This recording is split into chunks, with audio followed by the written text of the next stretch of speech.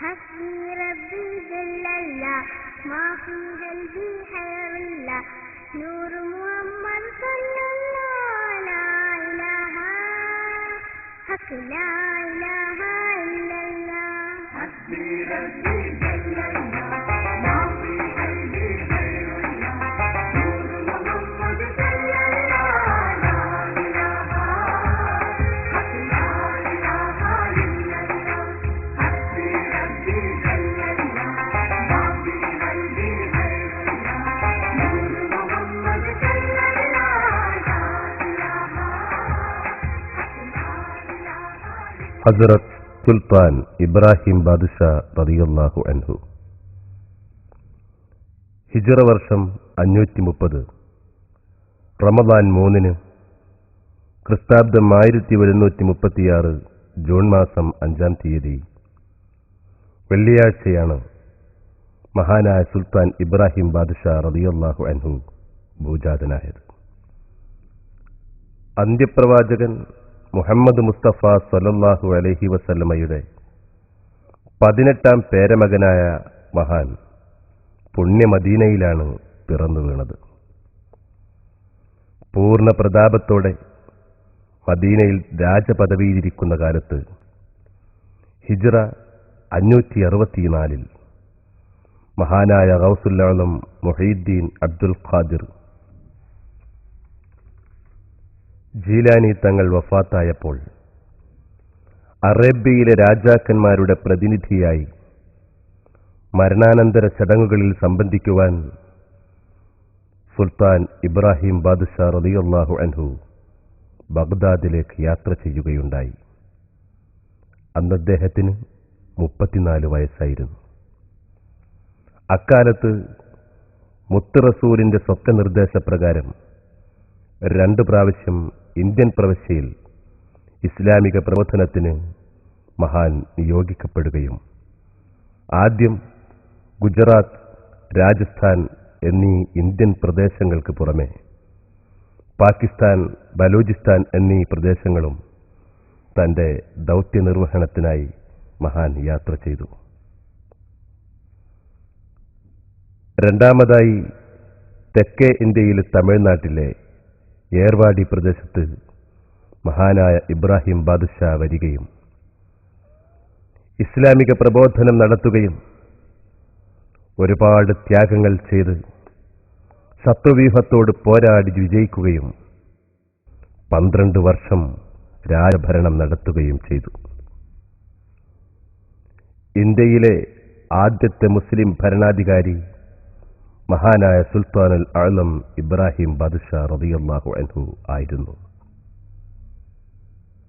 ഹിജ്റ വർഷം 595 ദുൽഖഅദ 23-ാം തീയതി, ക്രിസ്താബ്ദം 1199 സെപ്റ്റംബർ 16-ാം തീയതി വ്യാഴാഴ്ച മഹാൻ ഏർവാടിയിൽ ഷഹീദായി.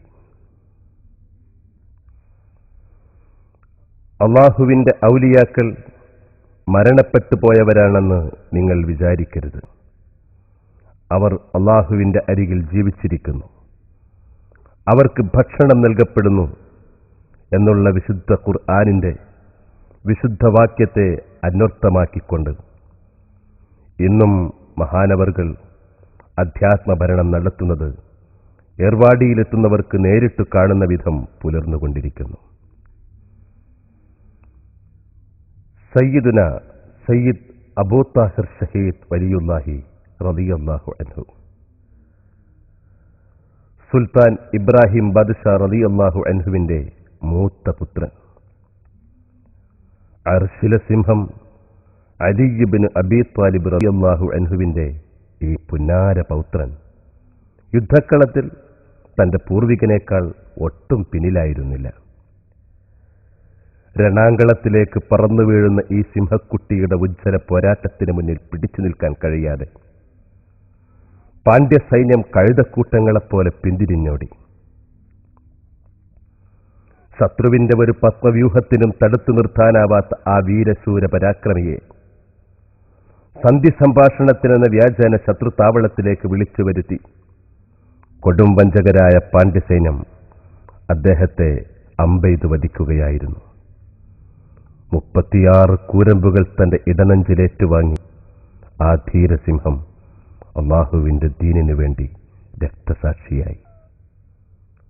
ഖലീലുല്ലാഹി ഇബ്രാഹിം നബി അലൈഹിസ്സലാം തന്റെ മകൻ ഇസ്മായിൽ നബി അലൈഹിസ്സലാമിനെ അള്ളാഹുവിന്റെ കൽപ്പന പ്രകാരം ബലി നൽകാൻ തീരുമാനിച്ചെങ്കിലും ഇസ്മായിലിനു പകരം ഒരാടിനെ അള്ളാഹു ബലിയായി സ്വീകരിച്ചു. പക്ഷേ നമ്മുടെ സുൽത്താൻ ഇബ്രാഹിം ബാദുഷാ തന്റെ പൊന്നോമന പുത്രനെ, ആ പുത്രന്റെ ശരീരവും ഉയിരും റബ്ബിന് സമർപ്പിക്കുകയായിരുന്നു.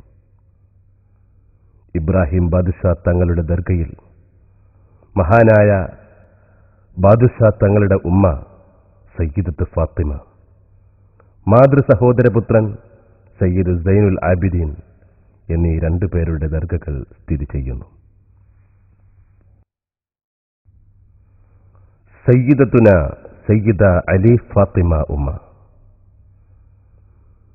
ഇബ്രാഹിം ബാദുഷാ റളിയല്ലാഹു അൻഹുവിന്റെ സഹധർമ്മിണി, മദീനയിലെ പ്രഭുവായ സയ്യിദ് അബുൽ ഖാസിം തങ്ങളുടെ മകളായ ഇവരെ ബാദുഷാ തങ്ങൾ തന്റെ ജീവിത സഖിയായി സ്വീകരിക്കുകയായിരുന്നു. ഹിജ്റ 555 ഈ മാതൃകാ ദമ്പതികളുടെ വിവാഹം മംഗളമായി നടന്നു. അവർക്ക് അബൂ ത്വാഹിർ, സൈനുൽ ആബിദീൻ എന്നീ 2 ആൺമക്കളെ അല്ലാഹു നൽകി. യുദ്ധക്കളത്തിൽ നമസ്കാര സമയമായാൽ യോദ്ധാക്കൾ നമസ്കരിക്കുമ്പോൾ അവർക്ക് കാവൽ നിൽക്കുന്ന പട്ടാളത്തിന്റെ സൈന്യാധിപതിയായിരുന്നു ഈ മഹദി. സന്താനഭാഗ്യമില്ലാത്ത ദമ്പതികൾ ഇവരുടെ മക്ബറയിൽ തൊട്ടിൽ കിട്ടിയാൽ സന്താനഭാഗ്യം നേടി സന്തോഷത്തോടെ മടങ്ങുന്ന കാഴ്ച നമുക്ക് കാണാം.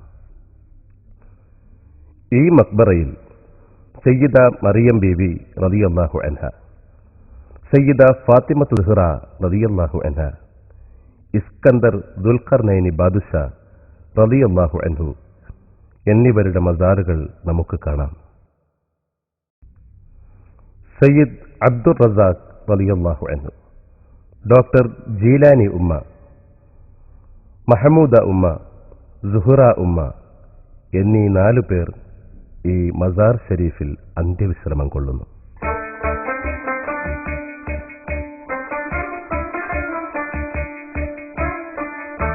സയ്യിദ റാബിയ ഉമ്മ, മഹാനായ ഇബ്രാഹിം ബാദുഷാ റളിയല്ലാഹു അൻഹു തങ്ങളുടെ സഹോദരി.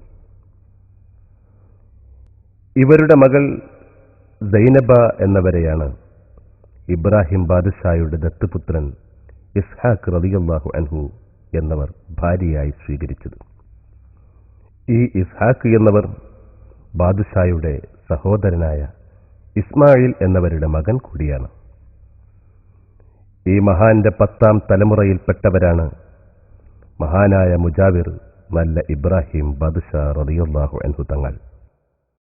യാ നബിയല്ലാഹ് യാ റസൂലല്ലാഹ് യാ ഹബീബല്ലാഹ് സലാമുൻ അലൈക്കും യാ നബിയല്ലാഹ് യാ റസൂലല്ലാഹ് യാ ഹബീബല്ലാഹ്. ഹക്കീം സയ്യിദ് ജഅഫർ മുഹമ്മദ് റളിയല്ലാഹു അൻഹു, ബാദുഷാ തങ്ങളുടെ യുദ്ധക്കളത്തിലെ ചികിത്സകനായി അത്ഭുതകരമായി സേവനം ചെയ്ത ഈ മഹാൻ അസ്ഥിക്ഷതങ്ങളുടെ ചികിത്സയിൽ പ്രസിദ്ധനാണ്.